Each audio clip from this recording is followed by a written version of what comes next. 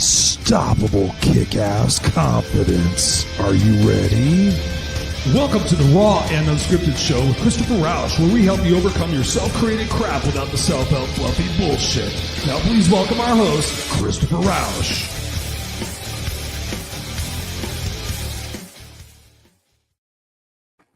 What's going on, ladies and gentlemen? Welcome back to another episode of the Raw and Unscripted Show with yours truly, Christopher Rausch, the No Excuses Coach. You're at your place where we help you get results without the excuses to stay kick ass unstoppable. Guess what, ladies and gentlemen? Tomorrow in about 4 hours, technically, February 26, 1969, yours truly was born. Tomorrow is my 56th birthday, and I'm proud to say it. Don't I look good? And that's just confidence because I take care of myself. In this episode tonight, it's just you and me. Just you and I. So if you guys are watching live on the video cast, feel free to ask us questions. Feel free to chime in. Tonight is a special episode. We're going to be talking about the 8 rules of living a kick-ass unstoppable life. These are the 8 rules that I have applied in my life to achieve the success, to achieve the confidence, to achieve the blessings and the happiness in my life that I am so honored to share with you guys every single week. In case you missed it or we're living under a rock, we just recently celebrated our 300th episode and 6 years on the air. 6 years on the air, ladies and gentlemen. Talk about consistency. When you show up every single week, you think about this. You think about this class that I put on. Every single week, you take 3 strategies from this class and you apply them in your life. Your life is bound to change. There is no doubt about it. And so I'm excited to share with you guys tonight 8 laws, 8 rules for living a kick-ass life. I'm also going to share with you guys some pictures. So I apologize if you guys are listening on the podcast, but you can always go to youtube.com/the Christopher Rausch, or you can go to noexcusescoach.com. You can find my links right there, but you can find the video cast and you can check out the pictures because it's fun. You know, it's fun to do that. I'm just checking to make sure we're live here. Truth be told, we've been having some internet outages this week, and they keep apologizing for it. So hopefully that we will have no issues here, at least for the next hour that we guys are dancing in conversation tonight. So without any further ado, I want to talk about something before I dive into everything else. I don't do a great job of talking about this, but I have a group coaching membership program, and we meet twice a month on Zoom. I do teaching and help you guys really uncover with strategies and exercises what it takes to live that kick-ass unstoppable life. So if you get value, and I know you do out of this particular podcast, and you're interested in taking it to a personal level, it is extremely affordable. I have made it super affordable, so much so that I'm probably going to be raising the prices here just in a little bit. So if you want to get in on the insane prices, it's basically $49.99 a month. And if you want to go to the premium version where you get some time with me, it's $149 a month. That is pretty incredible considering I charge $300 an hour to work with me on independent basis. People actually pay that. And also to work with me one-on-one for 6 months, it's quite expensive, but it's an investment in your life. And if you're trying to achieve results in your life, personally and professionally, and you're doing it by yourself, that's one way to do it.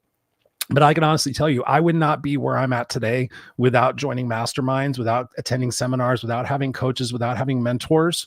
It's super, super important to have people that you check in with on a regular basis that hold you accountable. And in this group, you get an accountability partner. So you show up every off week from the Zoom and you are being held accountable. So just imagine in 52 weeks, how much different your life could be when you're showing up every single week for yourself and you're being held accountable and you're actually taking action on the things that you said you were going to do. And so oftentimes we think we're going to do it and we say we're going to do it, but we don't do it. So I invite you to do that. Also, again, just for those of you guys who have been living under a rock, my memoir is coming out a little bit later this year, probably summertime. It's Just You and Me, Kid. It's a story of myself and my mother and my journey of being a 7th grade homeless dropout, living on the streets, the ups and downs and the perils of life that has taken me to become the person that I am today, that I'm very proud of. It's an incredible story. When I was writing it and the multi times I've had to review it and read it, I'm still amazed at all the different things that I've gone through. And I still have the attitude that I have. It's pretty miraculous when you think about it. And so that is going to be a personal invitation for you to read my life story, which has been a complete and entire pain in the ass to do. But I did it for you guys. I did it upon request from some people that said, you know, Chris, you talk about your life story, but how great would it be for people to sit down and read it? So when you go to itsjustyouandmekid.com, as you spell it out, you can sign up there to be a part of the promotion program and help me make it a bestseller. And you get a bunch of extras and additives on the book. So go there, check it out. So those are my 2 little commercials. I don't charge for anything I do here on the podcast. So you guys get this value for free. We got Robert Broker in the house. What's up, Robert? It's my birthday episode, brother. Thank you so much for tuning in. Appreciate you so much. So yeah, what do I want to talk about tonight? I want to share some pictures with you guys. Let's go. For those of you guys that have never seen this, I'm just going to share the screen with you. So again, if you're listening on the podcast, you guys can feel free to check this out. Let's go ahead and, I apologize. I don't do videos and sharing much of the screen, so it takes me a second to remember how to do that. But feel free to ask me any questions tonight. Let's see, it says share screen. So here is Christopher. Oh, look at that little boy. That I have no idea how old I was. I know I was in elementary school, but yes, that is Christopher Rausch in the flesh, sans the facial hair. Some people ask me, Chris, I've never seen you without facial hair. Well, there you go. There's young Christopher, actually when I had hair. So what's another picture we want to show you? Here we go. Let's see if we can do this. Oh, we gotta keep sharing the screen. I thought it would be like kind of a slideshow. I didn't set that up very well. But there's another picture of me. I think that might be 5th grade, maybe 6th grade. I started growing my hair out. I had long hair for so many years. But that's another picture. Here's I'm surprised it didn't. They keep changing the technology on what I use for StreamYard. Let's just try to do this. So here is, I think this might have been, let's try this. I think this might have been 7th grade. This might have been 7th grade. This might have been 6th grade, but there I am.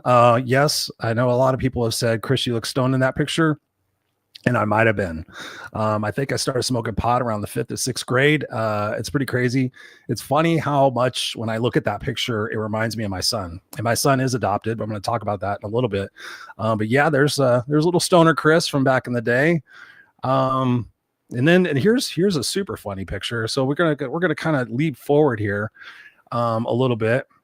And here's a picture when Chris did not have his shit figured out.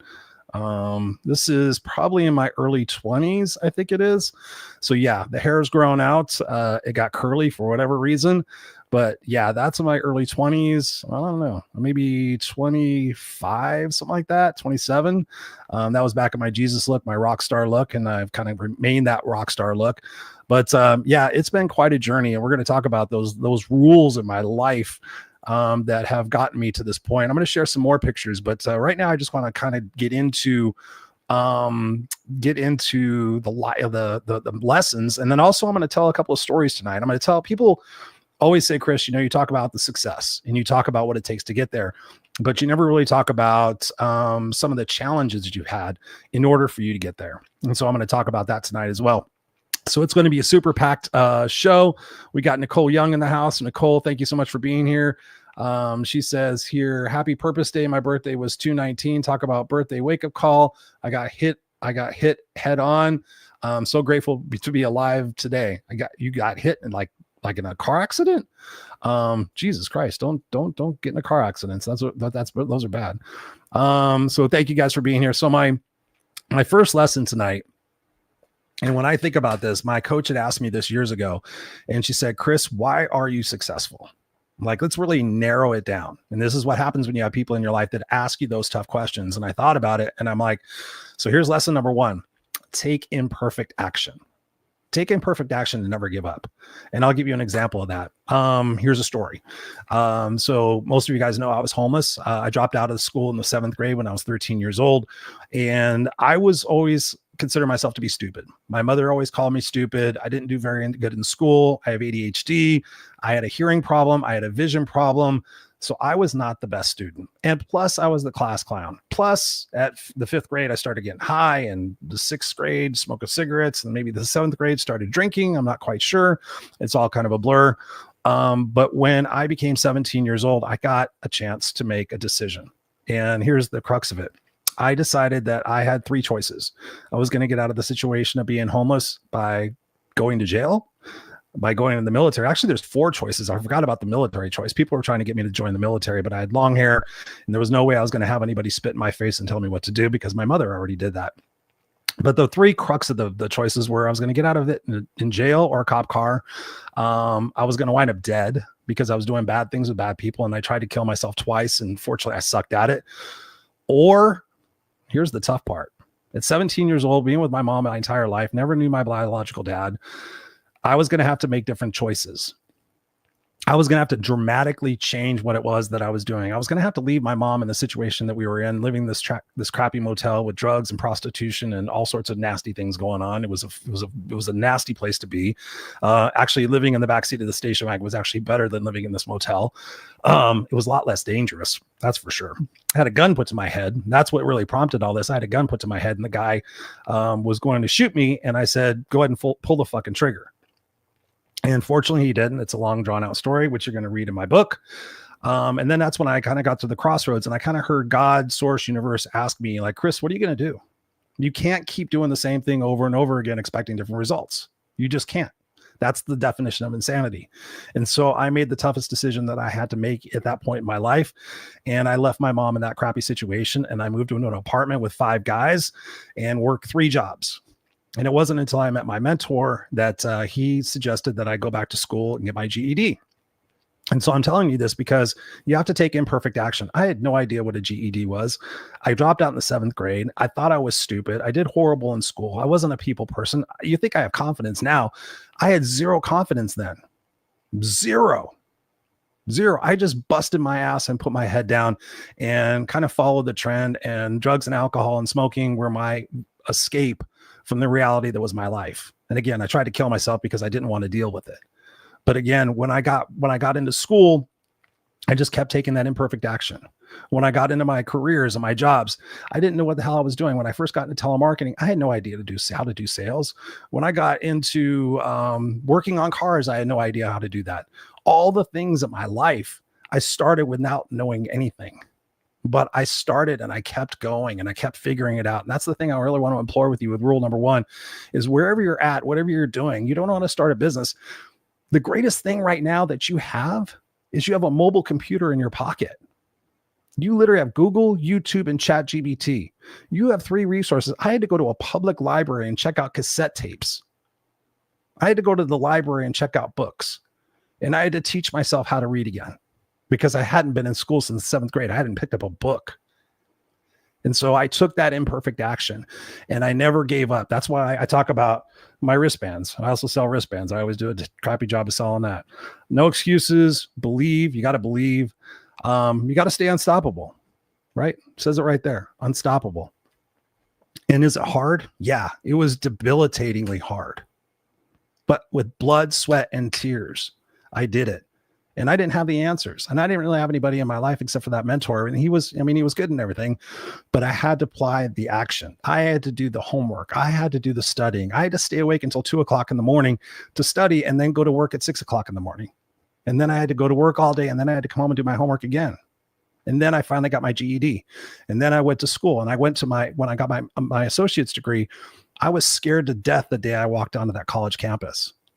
I walked in the admissions room feeling like an imposter. And we talk about being an imposter syndrome here on the show. I thought I felt like an imposter. I literally did. You saw that picture with me at the long hair. If you guys are just joining in, go back and rewind it and check it out. I walked in there. I had to put my cigarette out and I walked in there like a big kid. And I said, hi, I'd like to go to school here. What do I do? And I said, I'm not a high school graduate. I have a GED. And she said, that's fine. And the next 3 hours I spent with this admissions counselor and I walked out of school. Get this. My first class was an interpersonal speaking class or interpersonal communications class. I thought they gave me a class on how to talk and hear because they thought I was that stupid. And I was so embarrassed. I had a parking pass. I spent every dollar I had pretty much. Got a parking pass. I got my book and I got my class. And you know what? I didn't stop going to school for 12 years. 12 years. I went all the time. Got my associate's degree in 4 years. And then after that, I thought, hey, I could probably do a bachelor's degree, but I don't want to spend 7 years getting a bachelor's degree. So I went to the University of Phoenix and I did accelerated courses. So at that point, I was taking 1 or 2 classes plus working a full-time job, sometimes working 2 jobs. And then I went to the University of Phoenix and they were 8-week to 9-week classes instead of 18 weeks. So I compounded the effort that I was taking in even harder subjects: finance, calculus, business administration, communication, marketing, you name it, everything for a business degree. And then I got my bachelor's degree. And then I thought, and this is a pivotal point, is it okay just to be mediocre? Is it okay? And there's nothing really mediocre about having a bachelor's degree, but do I want to set myself apart? Again, thinking about taking that imperfect action. So I went back and I applied for my master's degree. Again, who in the fuck am I to have a master's degree? I was a 7th grade dropout, but I showed up. And I walked into that class the first day and there were CEOs and vice presidents and all these people. And again, I had the long hair. It was a little bit shorter. It was probably about down to here instead of down to here. And I walked in there feeling like an imposter, like who in the fuck am I to go for a master's degree? There was nobody in my company of over 150 people who had a master's degree. The vice presidents, the CEOs, and the marketing COO and CMOs, nobody had a master's degree. And then here's Christopher Rausch. I'm going to go for a master's degree. Taking that imperfect action, ladies and gentlemen, throughout my entire life, going through a divorce at 23 years old. I was married for 5 years before I was married to my current wife. Going through a divorce, having to deal with my mother, all these different things in my life, changing careers, 6 years ago, and going full-time in my coaching, my speaking, and my podcasting and everything. Take that imperfect action, guys, no matter where you're at. Don't say someday. Today is that day. I want to inspire you from this broadcast tonight, celebrating my birthday. This is your opportunity to stop with the excuses. I don't have the time. I don't have the money. I don't have the knowledge. I don't have the whatever. Fill in the blank. You figure it the fuck out. There's a great book out there by Marie Forleo. It's called Everything is Figure Outable. You take that imperfect action, and I promise you it won't be easy. But on the other side of everything, it is worth it. I'm so happy that I busted my ass.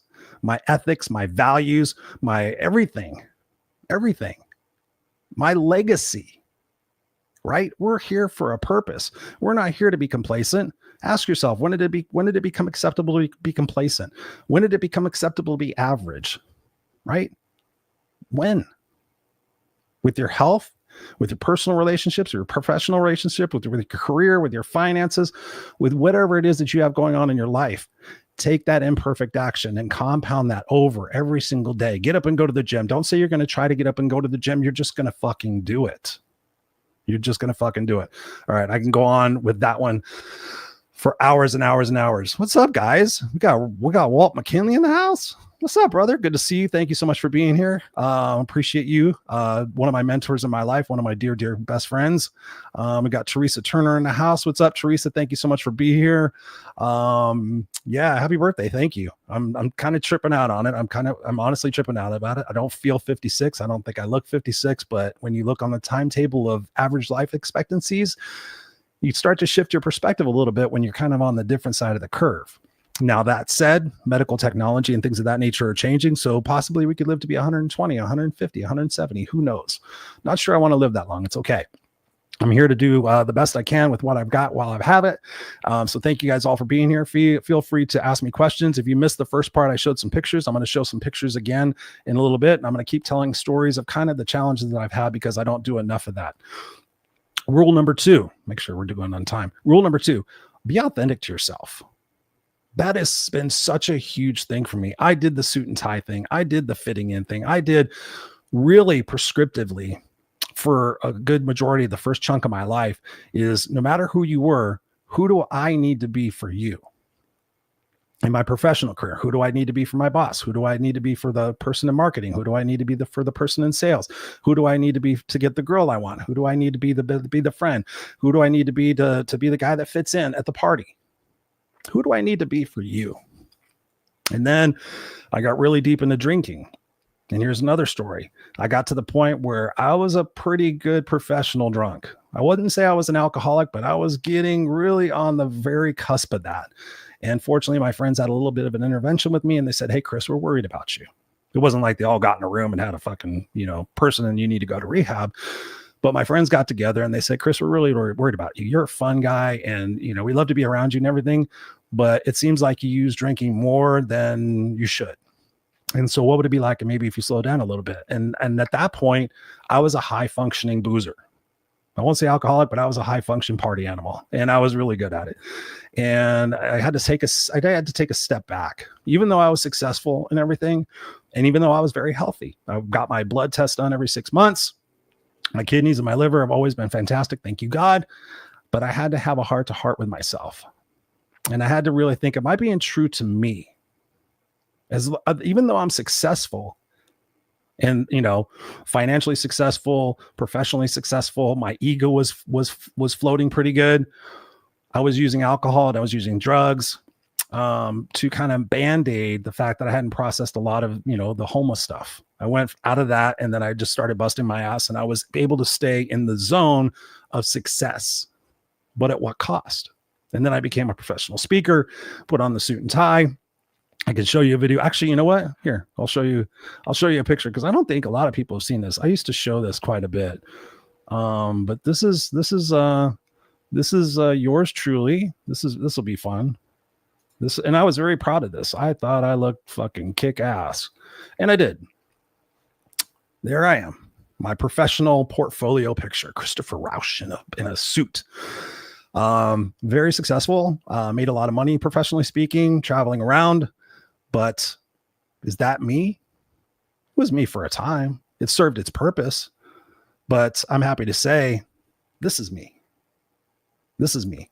And it didn't. And again, being around the right people in your life, I had to be around those people that I walked into a room with about 32 people as a part of a mastermind. And I had to say, hey guys, I'm thinking about ditching the suit and I'm thinking about just being me. I'm going to wear jeans and a t-shirt. At that point, I wore my bandana without the hat. And I thought, and everybody except for 2 people in the room thought it was a great idea. They were like, yeah, go for it. Go for it. Go for it. We're going to continue being who we need to be, but you need to be who you need to be. And that at that point, Gary Vaynerchuk, Tony Robbins wasn't publicly known to swear. And I said, I'm going to fucking swear. I'm going to be who I am. I want to be a rock and roller. I'm going to be a smart ass. I'm going to fucking just tell it to you straight. I'm not going to say, ladies and gentlemen, we're here today to talk about motivation. With the little triangle, I'm doing the little triangle hand pose that a lot of motivational speakers do and professional speakers do. And no disregard to them. You got to do you and you got to be successful. But back in 2013, I got real with myself and I owned who I am. And did it cost me money? Yeah. Did it cost me people judging me? Absolutely. But at the end of the day, who do you want to be remembered for? In case you never heard me say this, ask yourself this question. If I died tomorrow, who would show up and what would they say? And I wanted people to show up and say, Chris was authentic. Chris was real. Chris was him. And I had done so much of being who I needed to be for everybody else, especially my mother. Who do I need to be to get her validation, to get her acceptance? And you got to think about that. Who are you doing that for? Your husband, your boss, your friends? Don't do it anymore. It's exhausting. And yeah, are you going to lose people? Absolutely. But those aren't your people.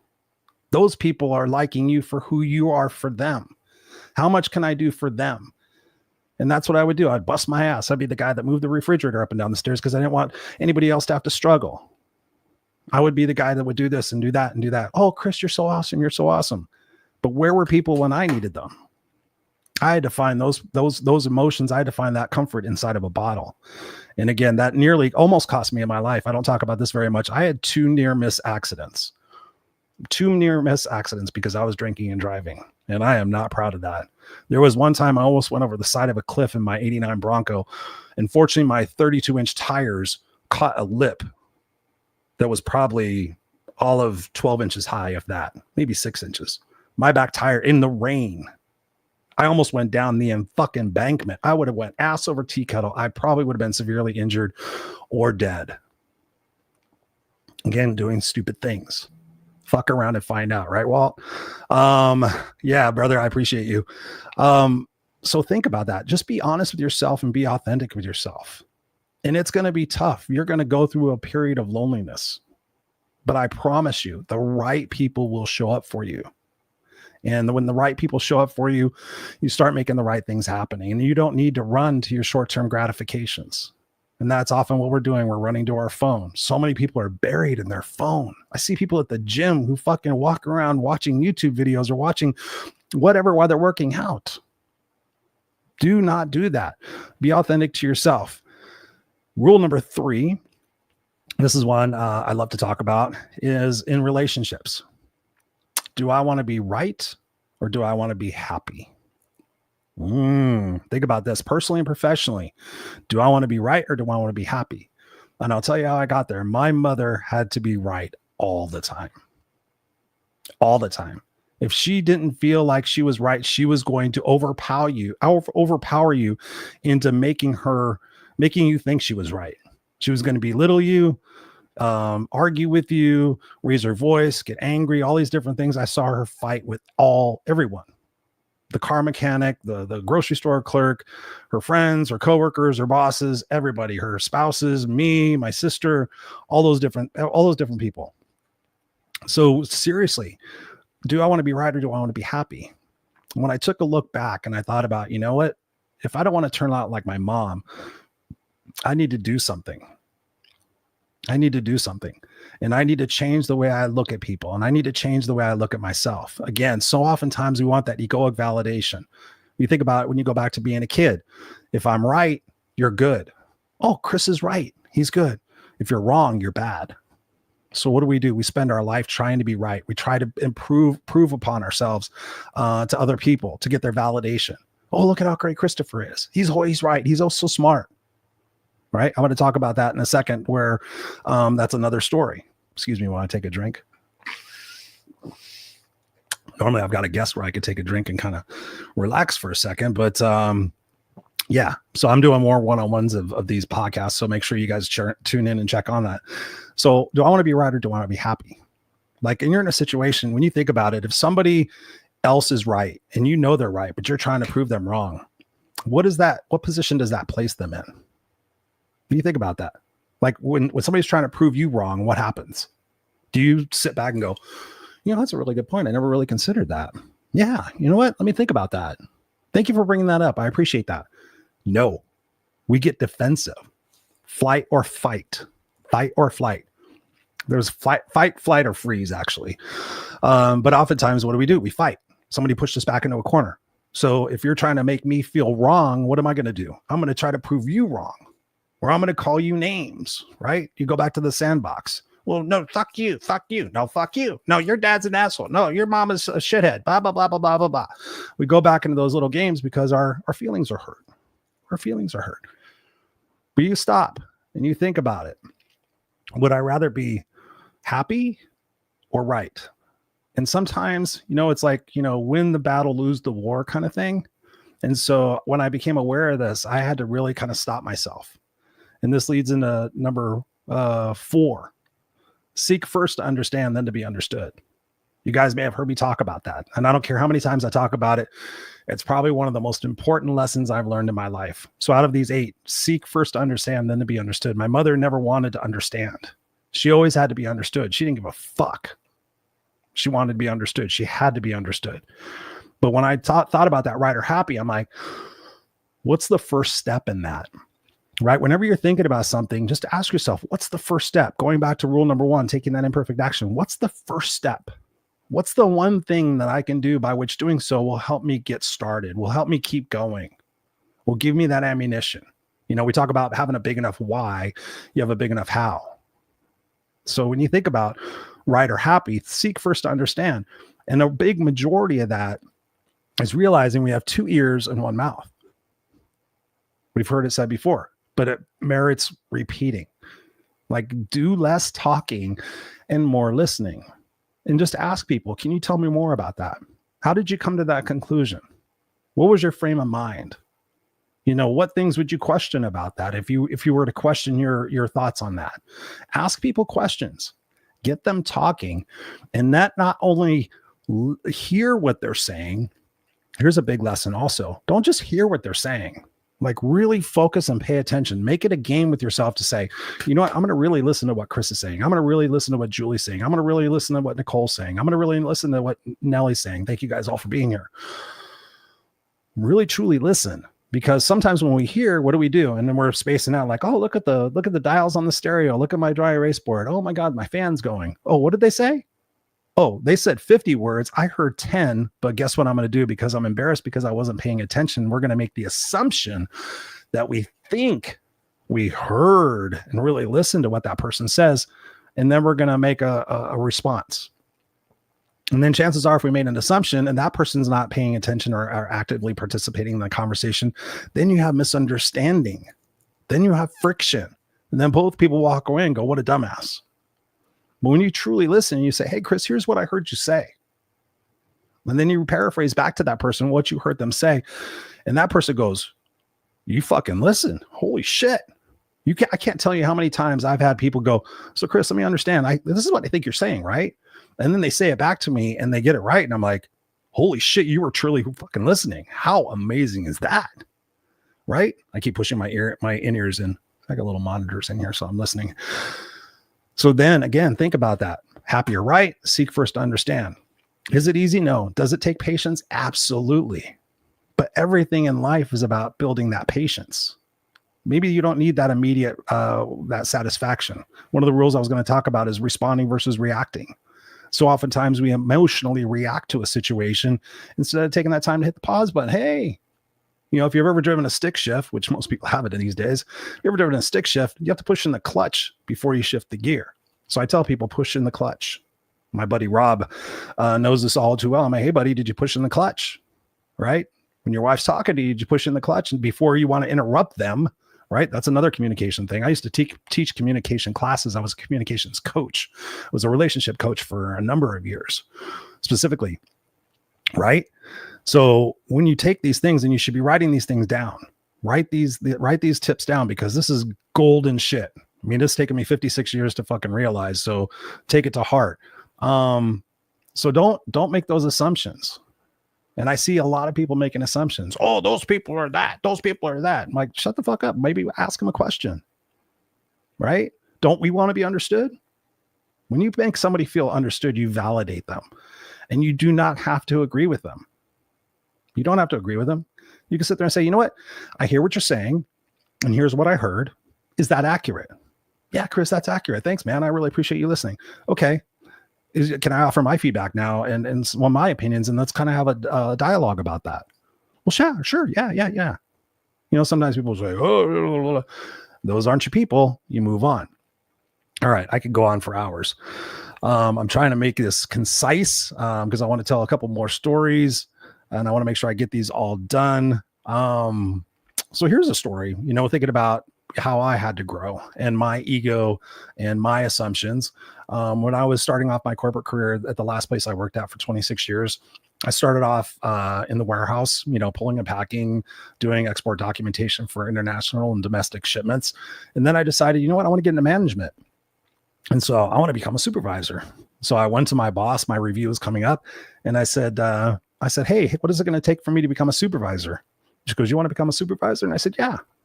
And at that point, I honestly thought that would be a no-brainer, because I was helping people out. I would see somebody doing something incorrectly or a way that they could do it better, and I would go up there and would help them, and I would give them advice, and I'd walk away thinking, oh my God, I'm so smart, and I made those people, you know, do their job better.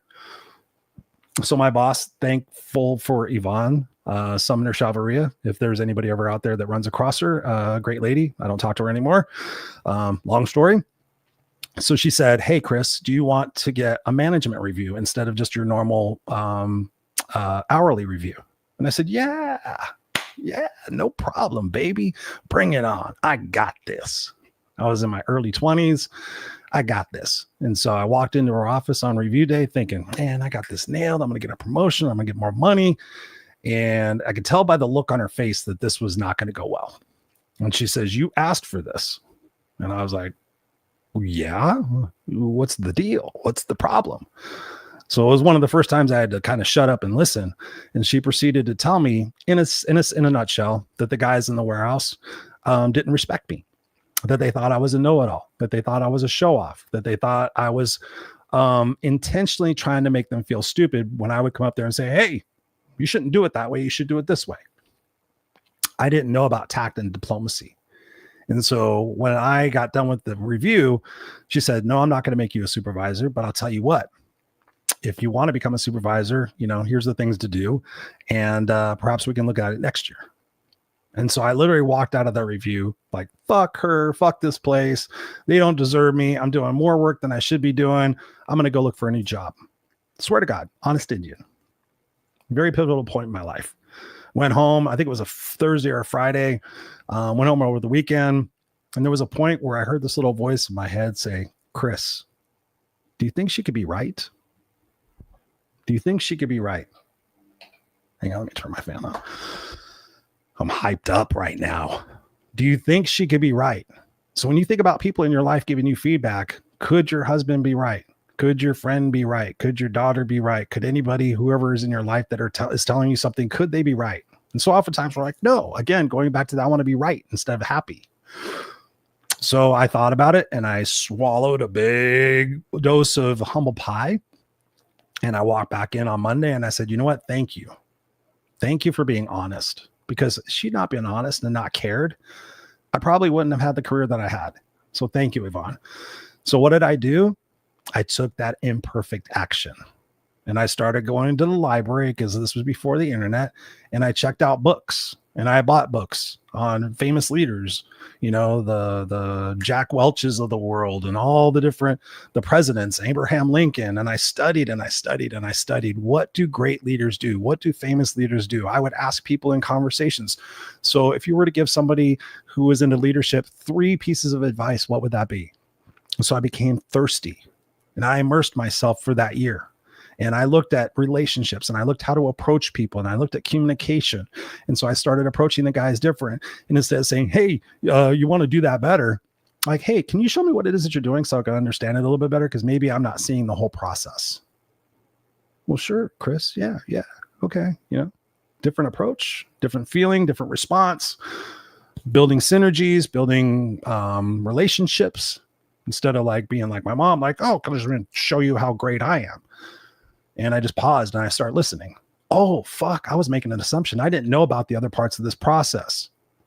And so the next year, I went to my boss and said, hey, I still want to be a supervisor. She goes, okay, I'm going to go interview the guys and see what they think. And I was shitting bricks. I thought, I don't know. I think I've done a pretty good job. I don't know, becoming more humble, becoming more aware, and got the review. And she says, hey, I'm going to make you a supervisor for the next 60 days or 90 days. I can't remember exactly what it was. And she goes, if you prove yourself over the 90 days, then I'll give you the raise. So I didn't get it automatically. I had to continue to work for it. And I had to continue to really hone my skills. And I had to show up as a supervisor. And I had to lead those guys. So at the end of 90 days, I would get that promotion. I would get that money. And so when you think about that, it's super important in these rules, how these all become building blocks upon themselves. So I just kept taking that imperfect action. I wound up becoming a manager. I wound up getting more departments. I wound up becoming a director, getting more departments, more budgets, more responsibilities, traveling internationally. By the time I was done, I was overseeing 2 different supervisors, two or three different supervisors. Yeah, 3 supervisors in 3 different major departments. I had over $4 million. At that point was a lot. No, I had more than that. I can't remember what the numbers were. It doesn't matter. 12 million. I don't know. It was a lot. And so I share that with you because, it becomes about awareness. And so I got coaches and people mentoring me in my life about my leadership. So that's super important for you to do. Let me grab some of these comments with you guys. Thank you so much for being here. Oh, I need to take a breath here for a second. I'm super excited. Nellie says here, I love how you express appreciation for the concern for people who love you. No person is an island, but like you said, we have to choose the right people to have around us that for that to work the way it's supposed to. Yes, Nelly. Thank you so much for being here. We got Kat East in the house. What's up? She goes, hey, great podcast. Glad you made it through everything. I'm excelling in certain areas of my business, but I am stuck a bit in analysis paralysis in regards to taking on new venture, trying to get out of just being comfortable and safe. How did you tip the scale of your psyche into being okay with imperfection? Great question. Great question. Again, taking that imperfect action, realizing there is no such thing as perfection. There is no such thing as perfection. So you just have to get out of your own way and realize that mistakes and failures are actually stepping stones to what it is that you need to do. But so oftentimes we're afraid to take those steps. We're afraid to make mistakes. We're afraid to look stupid. We're afraid to be vulnerable. And so I just had to get real and raw with myself and realize that everybody else has done those things too. That my boss, Yvonne, had made mistakes and blunders. My boss, Dana, had made mistakes and blunders, that it's all part of the process. But if we sit in that complacent zone and we're afraid, right? Don't sit there and say you're going to try to get out of your comfort zone. Just realize that anything outside of your comfort zone is growth, And yeah, does sometimes it suck? Sure, absolutely. But if you learn from it and say, you know what, that's one way not to do it again. And then you start to build your confidence and you start to realize, hey, I'm going to go out and actually make more mistakes, because the more mistakes I make, the better I learn and the more respect I have from people when you admit those faults. And so times we want to have that perfection again, because we want people's approval. And if there's people around in your life that are expecting perfection, wish them well. I'll give you a little side note, guys. I've had to wish quite a few people in my life well, and it sucks. It really does. But you know what? People have called me arrogant. People have called me all sorts of different names. I wish them well. Hey, you stay where it is that you need to stay. I'm going to continue rising and doing the things that I need to do to go to sleep at night feeling proud of myself. So when you think about that, taking imperfect action, get excited about that. Don't be afraid, right? Fear and excitement are actually the same thing. It's just a psychological click that says, you know what? Hey, I'm going to go out there and see if I can fuck something up. But necessarily, I mean, nowadays you have Google, YouTube, and ChatGPT. There's really no excuse. Like I can sit there and you could go on over a weekend and study massively. You know, what are the top leadership tips? You can type into ChatGPT, what are the top leadership tips? And you can sit there and say, okay, this week I'm going to apply these 3 things. In my business, I'm going to apply these 3 things. But again, having somebody in your life is super, super important. I'm not going to give that up for a second. If I didn't have my coach, Sally, if I didn't have my mentor, Bill, if I didn't have the masterminds that I was in, I wouldn't be sitting here today. I'd probably still be in a corporate job, thinking and hoping and wishing and praying that I would be doing my coaching, my speaking, and everything else full time. But it takes that guts and it takes that courage. So I hope that answers your question, Kat. We got Jacqueline Rose in the house. What's up? We got Andrea. What's up? She goes, hello, Chris. Good to see you. So appreciative to be here on my birthday show. She says, happy birthday one day early. Thank you. Thank you. Thank you. So let's keep rocking and rolling. We're at 42 minutes and I still got some more tips to share with you. Number 5, rule number 5, be present. One thing I'm guilty of a lot of different things, is always being in the future or in the past. This was former Chris. So I'm thinking back to probably my early 40s. I learned this, that I was always in the future. What am I going to do to be successful? What do I got to do to get the next client? What do I got to do to get the next speaking gig? What do I have to do to impress somebody? What do I have to do to have a better body? What do I have to do to get the girl? Well, at that point, I had my wife. We were dating at that point. Or I was in the past. Like, how could I have done that differently? How could I have done that better? God, I wish I would have made this different decision, but I was never really present. And that's one of the reasons why I had slowed down on drinking so much, because I realized that I had pissed a lot of my memories and my moments away by being intoxicated. And sure, I was fun and I felt great and and all these good things, but I wasn't present in the moment. So what I had to do is I had to become very intentional and realize that the moment is called the present for a reason. It's a gift. And so oftentimes we waste those gifts of being present with your mom, with your dad, with your sister, with your best friend, with your dog. How much time do you wish you could go back and be present with those people, or with anybody else in your life that's been a huge impact? Did you know that after 18 or after you move out from your parents, I think it's on average, you could double check this, I think it's something like 20 hours you spend with your parents. Like over the next period of their lifetime, on average, you spend like 20 hours. Like, that's ridiculous. That's not much. Like, and that's involved in intentionality and making time for everybody. But when you're in the moment with somebody, be present.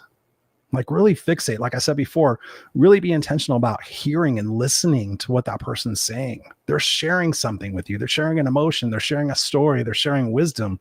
They're sharing, something that they learned. Like, really be intentional.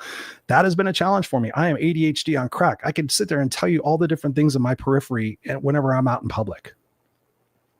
But really to focus, I have to sit there and, Chris, be intentional, listen to your wife, talk to her, make eye contact, make body language. It takes work, but the result is enhanced relationships and a feeling like you're really giving and belonging and you're not wasting your life. Because so often think someday we're gonna have time to be present. I think about that all the time. I think about my son. You guys want to know why there's 8 rules tonight? My son is 8 years old, and man, being present with him. When I wake up in the morning, I say a couple of intentions. One of my intentions is to be present and playful with my son. I don't want to take that for granted. I see so many of my friends, their kids grew up in a fucking lightning bolt.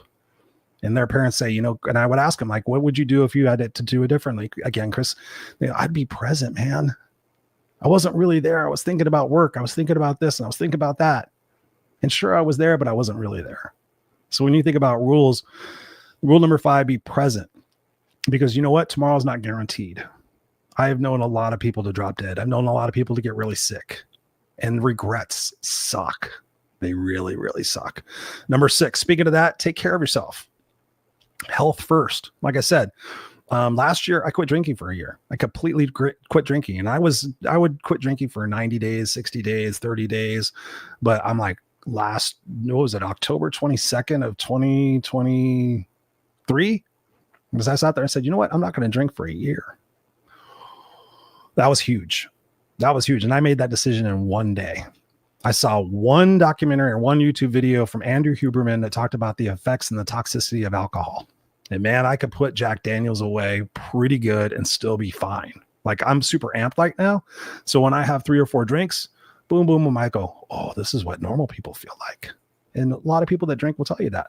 That's what they want to do. You want to feel normal. Then you have to drink more, and then it's killing your body and your liver. And it's basically acetylene, formaldehyde, something like that. Don't quote me, but it's something like that. It's terrible for you. Smoking, sugar is horrible for you, right? Do you want to get cancer? Yes or no? Yes or no? No, I don't want cancer. Cut the fuck out of sugar. Gluten, even if you're not gluten intolerant, eliminate wheat and gluten. There's a great book out there called Wheat Belly. I didn't even read the entire book. I read half of the book, Wheat Belly, and I was like, wow, the genetic modification of wheat, the genetic modification of corn, which is in everything. Eat organic, right? You hear me talk about the 5. Let me pound this into your head. Hydration, nutrition, sleep, exercise, and vitamin D. Get your blood test. Look at your blood test. If something's out of range, take a look at it. What is it that I need to do to get it back in range? Get a vitamin deficiency test.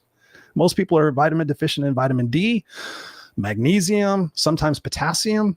So when you feel like shit, you act like shit, you go to your short-term gratifications. Man. And I am not perfect. I will fucking raise a fucking glass of Jack Daniels. I haven't had Jack Daniels in well over a year. Now I'm having beer, right? After a year, I decided I could have beer. I drink an ass load of water. I track my sleep with an Oura ring. You have to be intentional. You're not going to try to go to the gym. I went to the gym today. I was exhausted. Had a great workout, 53 minutes. You have to take care of yourself. God damn. You got to take care of yourself. I've been alive long enough to see my friends go from amazing health to obese and diabetic and cancer and die. There's some reality for you, right? If you're overweight, stop being overweight. Like, oh, I've got this or that. Then fucking stop it. Quit it. Like, you got Hashimoto's, you got this, you got that. Figure out a way to overcome it. Do what you got to do. Because it could be done. I've seen people do it. Trust me. You got to take care of yourself. I pushed myself. So I would go on 50-mile bike rides. I would enter these 50-mile bike rides and push myself. There was one time I hadn't ridden more than fucking 20 miles and I rode 50 miles. I rode to the beach and back. My ass hurt. My legs were killing me. I was exhausted, but man, did I feel a sense of accomplishment, and I got a sense of excitement over it, right? I've done 75 hard, the program 75 hard. Google it. I've done that 4 times. And every time I've done it, I've pretty much done it overnight and said, okay, I'm going to start it tomorrow because I didn't want to do it. I didn't think I needed to do it. So many things. Do it. Put yourself first. If you're around people that are unhealthy, get around new people. Get a health and diet coach. I did that for a year. I had a health and diet coach, Linda Marquez, Dr. Linda. Do it. Do it. Do it. Do it. Does it cost money? Yes. But do you want to have the regret of having to take 17 medications and for cholesterol and diabetes and heart medication and all that shit? It's not worth it. Trust me, it is not worth it. And every single person that I've known that has been rich that doesn't take care of themselves regrets it. Regrets it. What do you think about on your deathbed? Fuck, I should have ate more vegetables and exercised more. Jesus Christ. Right? I'm here to fucking slap you in the face with that one big time. Rule number 7, Q-tip. You guys know what a Q-tip is? The thing you clean your ear with? Q-tip is quit taking it personally. Quit taking it personally. Keep a Q-tip on your dashboard. Keep a Q-tip on your desk at work. And when people walk in and you feel like you've been attacked or you feel like it's all about you, sometimes it's just not about you guys. But then we take it personally. Oh, what did I do wrong? Oh, poor me. Oh, I suck. Then we go to our short-term gratifications to escape the reality of our situations. Q-tip. Quit taking it personal. The 4 Agreements. One of the 4 Agreements. Fucking phenomenal book. I used to have them printed out above me. One of the agreements is do not take it personal. So many times we take things personal. And what does that do? How does that change the way we react and we respond and we hang around people when we take shit personal? And then oftentimes we don't validate or ask the person, hey, was that really about me? Oh, no, it wasn't about you. It was about somebody else. I know people that see Facebook posts and they take it personal and then they call me or message me and like, did you see what that person said about me? And I'm like, you have no fucking idea it was about you. I know it was about me. I said, I'll give you fucking $100 if you reach out to the person and say, hey, was it about me? Oh, Chris, hey, guess what? It wasn't about me. Quit taking it personal. Here's a great question. What am I making this to mean about me? It's always about us. Me. Poor me, right? How about it's not about you, right? And if it is about you, ask the question and say, hey, what can I do to make it different? How can I make it better? That's one of the parts that I started doing in my relationships when I made an assumption that I was doing things great. I'm like, hey, is there anything I could do? What's your expectation for me? That's a whole nother tangent that I could get on. I asked my staff, like, what's your expectation for me? What's your expectation for the company? What's your expectation for your immediate supervisor? What's your expectation for yourself? And I found out there was some great insights when I shut up and I listened. When I got quiet and I listened. So that's really super important. Rule number 8. I apologize, I'm going fast, but I want to make sure I get these all in for you. I try not to go over an hour. But rule number 8, are you ready for it? You guys want to see more pictures? I want to see more pictures. Number 8. Here's something that's super powerful to do. I have all my coaching clients do it, so here you go. Tolerations. What are you tolerating from yourself? What are you tolerating from inanimate objects? And what are you tolerating from other people? And be honest. Because every time my coaching clients do it, they come back with 3 or 4 things in each category because they don't want to admit that they've been tolerating a lot of shit from themselves and from other people and objects. Excuse me. When you're honest, that list grows. And then you realize you've been putting up with a lot of shit. A lot of shit from yourself. Do you keep your promises? Yes or no? No? Do you have a lot of negative self-talk? 3 words to eliminate from your vocabulary. Always, never, and try. You're either going to do it or you're not. Right? I'm going to get up at 5 o'clock and go to the gym. I'm not going to try. I'm not a morning person. Then don't be a fucking morning person. Be unhealthy. Go to the gym in the evening. Be an evening person. Whatever it is that you need to do, make the commitment. Stop tolerating shit from people. Because I find that people are tolerating so much shit and they never say anything. And they sit in quiet desperation, hoping, wishing, and praying. That person should know. My husband should know that I don't like that. My wife should know I don't like that. My friends should know that this is whatever it might be. Insert it there. My first question to people when they're sitting there to say that somebody should know is, have you communicated that to them? Yes or no? Have you talked to them about it? Well, no. Okay. How does that feel? What would it be like if you actually brought it up to them? Well, they're going to get defensive and react and da-da-da-da. And I said, maybe that's what you need. Maybe those are the people you don't need in your life, because maybe sometimes people will sit there and say, oh my God, Chris, I didn't realize I was doing that. Thank you so much for telling me. Right? That's what I do. Right? When people sit there and somebody says, Chris, here's what you've kind of been doing. I'm like, thank you so much for telling me. I appreciate the honesty. I know that wasn't easy. So what can I do to make it better? How about this? How about that? And I'm not perfect. Again, it's a work in process. Again, going back to rule number 1, take the imperfect action, make a leap, make a jump, take a chance, because open mouths get fed. And through that strife and through that conflict, you can become stronger unit as a professional unit, as a personal unit, as a parent, whatever it might be, whatever relationship it might be. You have to go through tough times in order to grow the confidence. And so when I think about all these 8 rules that I told you guys about, there's been a lot of heartbreak, and there's been a lot of rejection, and there's been a lot of loneliness, and there's been a lot of sadness, and there's been a lot of different things. And I've gone to therapy, and I've tried medication, and I've learned about meditation, and again, having the experts in my life and taking that imperfect action and reading tons of books and watching YouTube videos every single day. I'm learning and growing. And I'm excited to see where I'm at 66. I'm excited to see where I'm at 76. Am I scared of it? Yeah, 100%. But again, going back to rule number 5, be present. You get today, you get these moments. Tell your loved ones that you love them. Look through your phone and reach out to somebody you haven't reached out to in a while and just say, hey, I was thinking about you. I appreciate those good times that we had. Let's get together and talk about it over a Zoom. Let's get together and talk about it over the phone. And so oftentimes we'll make a flight to St. Louis. We'll make the flight to New York for somebody's funeral, but we won't make it there to go see them. I told my buddies, Walt, who was on here earlier, and my buddy Jock, and so we're going to Nashville this year, and we're going to meet up in Nashville. We've never met in person. Yeah, is it going to cost money? Absolutely. But what does it cost not to be connected with people? What does it cost not to go out there and have those experiences? Right? That's what this is all about, is living, either living or existing. Think about that for yourself. Think about that for yourself. So much. The other thing I want to talk about is things about you're proud of. The things I'm proud of: earning my master's degree 100%, right? Becoming excellent at my job and all the different career advances. I got promoted 6 times in like 7 years. I can't remember what it was. One of the great moments in my life is I got to meet Les Brown. Tony Robbins, Les Brown. Les Brown asked me to put on a suit and tie and go back to that version of myself because he couldn't do this. He said, I can't do this, Chris.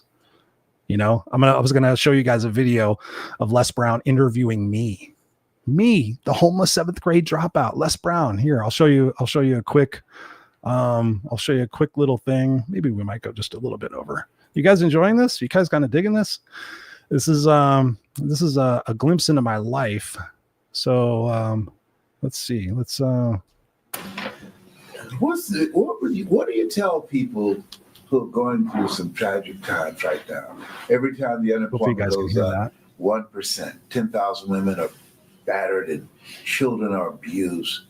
What do you tell people who are victims of abuse right now and maybe might be in that situation, how to cope and how to process it?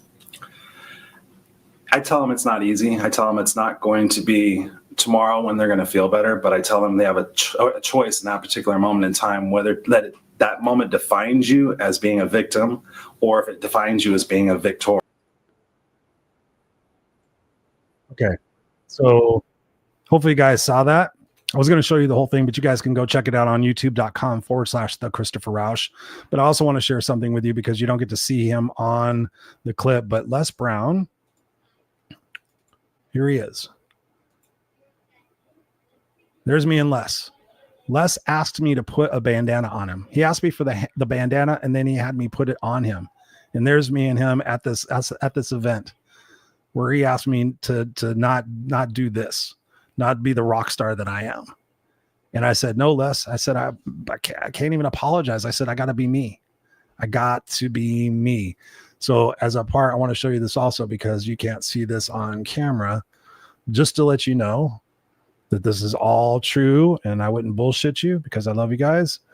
Here is the setup. I'm in his hotel suite. There's Les Brown, the famous fucking Les Brown. If you don't know who Les Brown is, you guys should be checking him out. And there's me when I actually let my hair grow out. Now I shave it. But yeah, think about that. Me, everything I've told you tonight, for me to wind up the homeless 7th grade dropout who didn't believe in himself, who had zero confidence, et cetera, et cetera, et cetera, et cetera.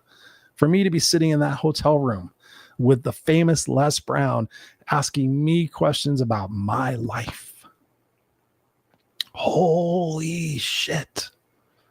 And then for him to say, Chris, he said it to me in the Sheraton Gateway Hotel in Los Angeles, California. He pulled me out into the lobby right near the staircase. I remember it. And he said, Chris, I would love to put you on stages. You have an amazing voice. You have an amazing presence. You have an incredible story. He goes, but I can't do this, looking at me. And I said, I love you, Les. I said, I can't even believe I'm going to say this, but I'm not going to change. Not for anybody. So again, going back to that rule of being authentic with yourself, sometimes, I'll be honest, sometimes I think, what if I had actually said yes? I would probably have gone with Les and gone on speaking tours and started making lots and lots of money. But I would have looked back and said, Chris, you were going to be you. And now you're kind of selling your soul.